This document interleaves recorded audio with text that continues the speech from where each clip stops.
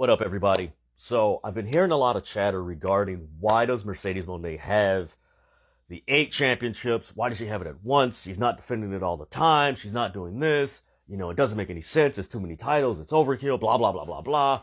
And I'm going to explain to you why. I'm going to use the wrestling sense, the sports sense, and the entertainment sense. Because if you're a WWE fan, you're not going to get this.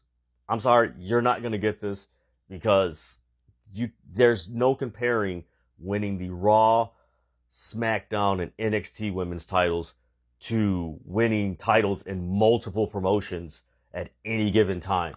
Like any time, it ain't set on a Monday, a Tuesday, or a Friday. No, you're not going to get it. But starting off with the wrestling sense, if you guys remember when the Hardys were on the Expedition of Gold, they were winning tag titles through multiple promotions. Ring of Honor, TNA, MCW, I can't remember if they did the NWA or anything. They were just going around winning world titles and everything. Of course, Kenny Omega in 2021 when he won the AEW world title, he had the TNA title and he had the AAA world title. And now more recently, and actually as of today, you got Viva Van, who holds 6 titles, 6 women world championships at one time. And then you have Nina Samuels, who wrestles in the UK scene. She's holding 10 women's championships. And in a wrestling sense, it is the easiest story to tell.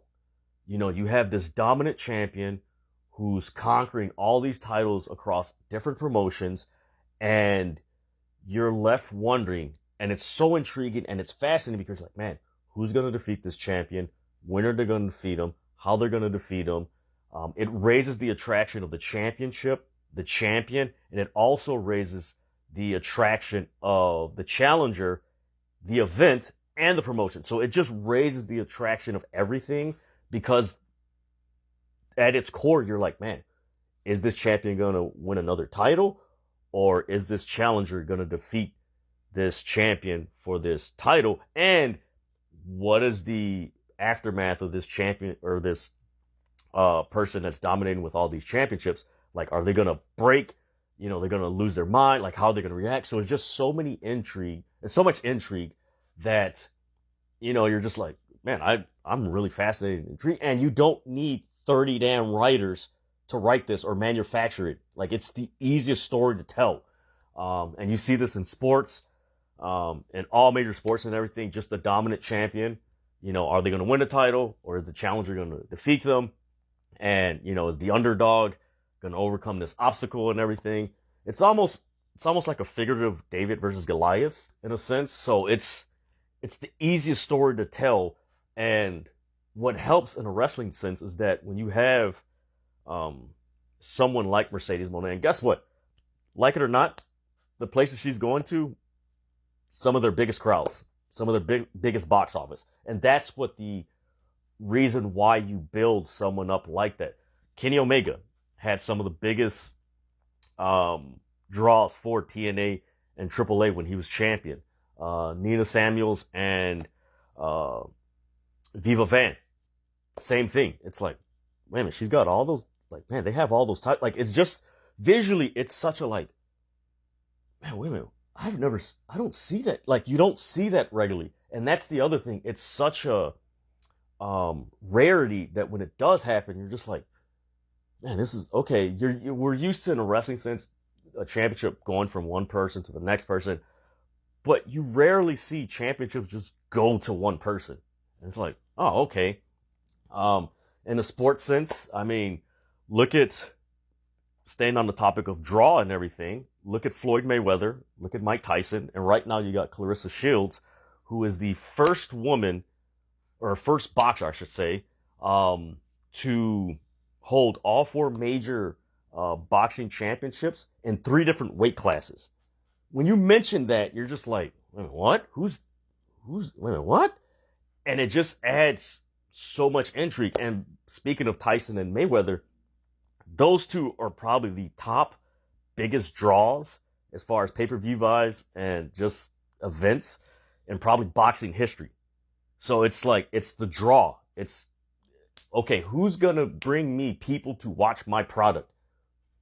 Bring them, just bring them. And that, goes with it. Another example is, look at in the NBA, Michael Jordan, Kobe Bryant, LeBron James, Steph Curry.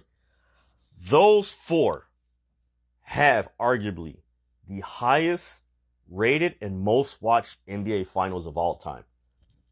All of them. All of them. Why? It's the intrigue. With Jordan, it was like, okay, is he going to three-peat again, or is they going to knock him off? What is it? Kobe, it's like, is he going to go for a four-peat? Is he going to three-peat? That whole thing. LeBron, with his whole 8 straight finals. Granted, I'm not a big LeBron fan, but guess what? I was watching those finals because it was intriguing. Like, man, is this guy going to win a title? Is he going to go to another finals? Like, it's just the intrigue and it's just the simplicity of the story. Same thing with Steph Curry. Man, is this guy going to three-peat? Is he going to do it? Perfect example, the 2016 NBA Finals. You couldn't, 73 wins, the most wins in NBA history. The Cavs down 3-1. Like, you couldn't have a story like that, in sports. That's perfect. And that's what it is. Another example, and going on the entertainment side, Ken Jennings from Jeopardy. And I know that's a rare thing to talk about, Ken Jennings from Jeopardy. But I'm sorry, like, when he first came on the scene, like, their ratings increased by 22%. And at that time, it was the top, it was the most watched game show in syndication. And then in 2020, when they had their greatest, champions of all time on Jeopardy, they were averaging like 14, 15 million viewers an episode, which was their highest ratings in like almost 20 years. So, again, getting back to Mercedes Mone and why she has the titles, it's all about draw, money, and attraction. If you can do that, and you can raise the stakes, it's like, ooh, okay, this is amazing. I mean, whoever dethrones Mercedes Mone for those titles, they're going to go down. They are going to go down in history. Granted, boxing and sports, it's not predetermined or anything like that. But till this day, one of the biggest upsets, or I should say dethroning of a champion, is Buster Douglas and Mike Tyson. Till this day, it's still talked about. And that's the whole point, especially in wrestling. It's who knocks off the champion. Like, who is that person that's going to be like, wow, and how's she going to, what's going to happen when she loses all those titles? How's she going to react? Like, what's going to happen with Mercedes Mone when she doesn't have those titles? And that's been talked about a lot lately. So, I mean, it's fascinating. I enjoy it. I like it because, one, she's a black woman that's setting a standard that, a lot of black women wrestlers weren't allowed to, aka look up Fabulous Moolah and what she was doing. A lot of people don't like that Mercedes Mone has all these titles at once. I'm going to do a part 2 on this video because you really need to look up Fabulous Moolah, because that woman had a 3-decade reign. 3 decades. And really held back a lot of talented women of holding championships. And Mercedes Mone is not holding back anyone from winning championships or anything. Actually, she's elevating a lot of women. So when they do win the titles, they're at a higher regard, and it's going to be talked about for a while. So this is fun. This is fun. It's entertaining. And I am along for the ride.